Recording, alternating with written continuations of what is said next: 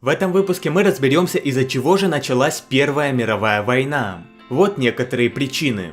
Еще до начала Первой мировой многие страны Европы заключили соглашение о взаимной защите. Эти договоры означали, что если на одну из стран нападут, то союзные страны будут обязаны их защищать. Такие договоры были подписаны между Германией и Австро-Венгрией под названием Двойственный союз. Позже к союзу присоединилась Италия, и он стал называться Тройственным. В свою очередь, подобными договорами была создана Антанта, куда вошла Россия, Великобритания и Франция. Между Россией и Сербией тоже был подписан договор о защите. И в целом Россия поддерживала Сербию. Империализм заключался в расширении власти государства за счет захвата и контроля новых территорий. Еще до Первой мировой в Европе и в некоторых частях Азии происходили споры за владение территориями. Возрастающая конкуренция и стремление к увеличению империй и привели к противостоянию стран, что вызвало Танжерский кризис, который начался со спора Франции с Германией относительно Марокко, а также Боснийский кризис, который начался после захвата Австро-Венгрии, Боснии и Герцеговины.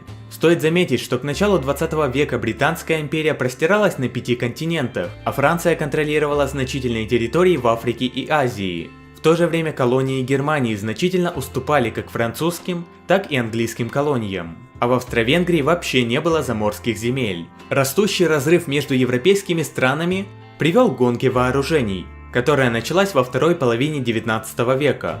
Тем самым началось масштабное увеличение вооруженных сил всех стран. К примеру, с 1870 и до начала Первой мировой армии Германии и Франции удвоили свои размеры. Также Германия и Британия стали значительно наращивать свой флот, а также создаются первые линкоры. Рост национализма в Европе стал одним из движущих факторов нарастающей ненависти между европейскими народами. Именно сильные националистические силы привели к объединению Германии и восстановлению Италии в качестве единых суверенных государств. Между тем, Австро-Венгрию начали разрывать националистические силы. Это началось еще с революции 1848 года, когда многие выступили не только за отмену феодализма, но и за национальную самоидентификацию. Тенденция к отделению и самоопределению продолжалась вплоть до Первой мировой и серьезно отразилась на результатах этой войны. Непосредственной причиной начала войны стало убийство Франца Фердинанда, наследника австро-венгерского престола,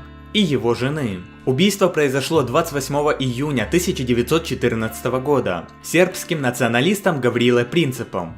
Политической целью убийства было отделение южнославянских территорий от Австро-Венгрии и последующее присоединение их к Великой Сербии или к Югославии. Убийство привело к тому, что Австро-Венгрия объявила войну Сербии, в свою очередь Россия стала мобилизировать войска для помощи, потому Германия объявляет войну России. Как уже было упомянуто, что все страны были связаны военными союзами.